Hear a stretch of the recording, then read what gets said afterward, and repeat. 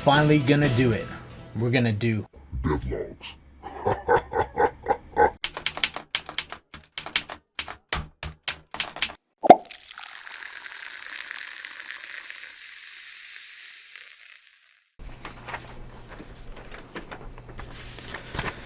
Last devlog I was working on power-ups and their ability to respawn. I fixed this by writing a line of code on a particular part of the game. Also, the animation on the flower was not working, so I fixed that as well in a line of code as well.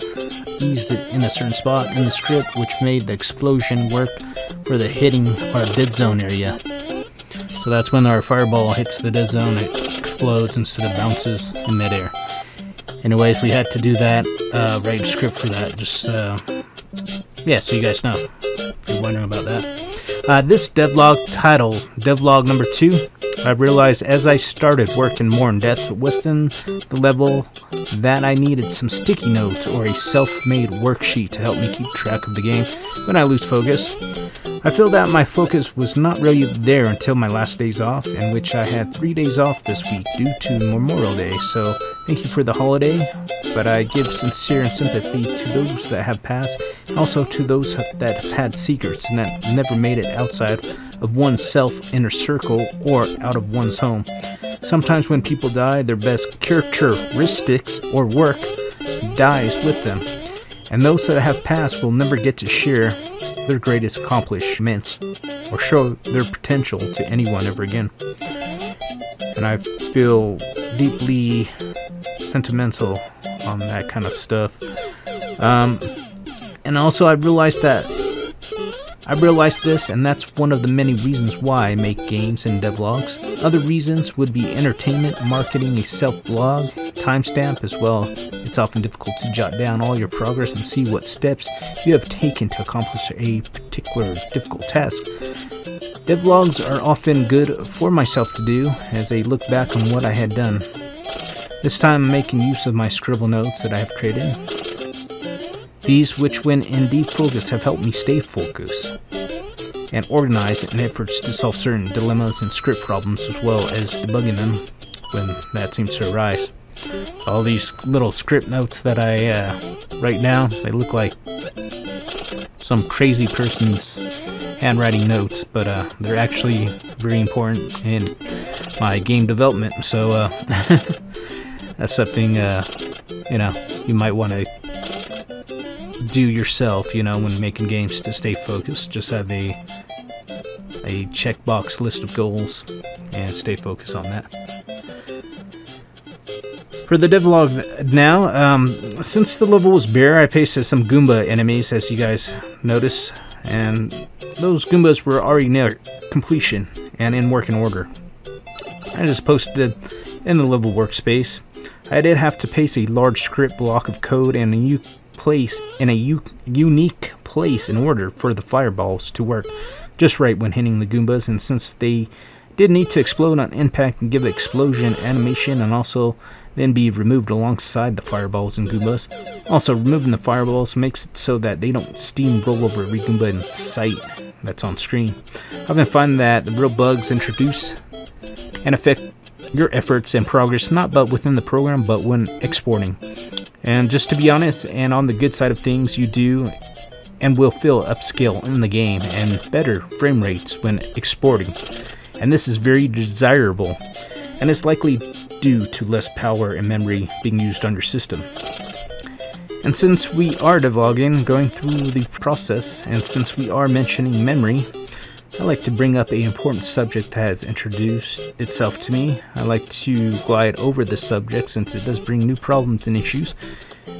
As my journey of devlog is underway, and as I get lost into solving and debugging issues, oftentimes I spend many long hours and painful hours resolving issues, and only to find out that when I write out my long file save name, lurking from out of the darkness in my program that has intentions to ruin my day by pressing a surprise package in text in a window pop-up form. Yeah, that's it. It says out of memory. Yep, a pop-up window that says out of memory. When this occurs, there's no formal notice letting you know that you are running out of memory. You will have to get a feel for it and check this out in your task manager. Changing your virtual settings, I find, gives you a different crushable number, so put it to the recommended settings or settings that you like, and leaving it there is recommended. A rule of thumb is to make it 1.5 times the amount of your memory that you have in your computer for the virtual memory setting. You should write down the crash number and put it into your game as a reminder to let you know when that crash is likely to occur. To say formally that this is not a setback or an annoyance is downrushable a understatement. My crash number was 589392K. Yours will be different, but just save often to avoid any good major changes. Anyways, I want to talk more about this game Devlog now and describe and give you an example of the process that I'm going through. Some of it is, of course, just to get my game back into shape and working. Our first Devlog Title 1, we just had a bare level with breakable blocks, coin blocks, and the end of the level derived of a pole that you slide down. Also the castle and its victory flag that you are all aware of. So this devlog is like 3-in-1. We are going to name the subtitles either enemies, respawning power-ups, or debugging, or all three. Just to let you know, most of the enemies' work has been done, and I just had to change a few things, like what happens when he hits Mario. And that sort of felt like a debugging process in its own right.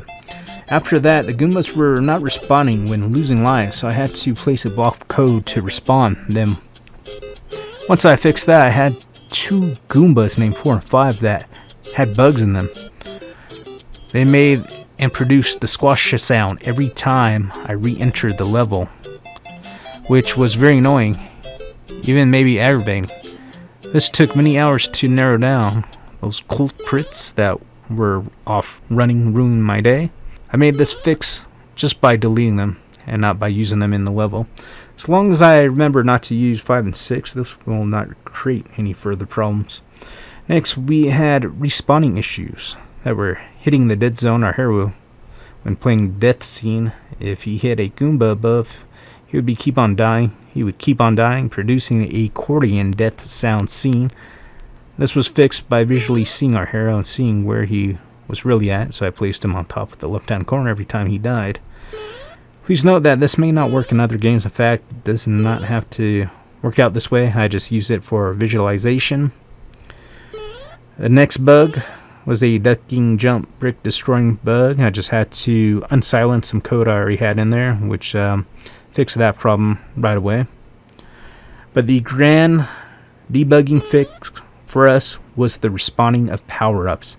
After losing lives and restarting the level, for some reason I could not find the light of day when it came to this bug.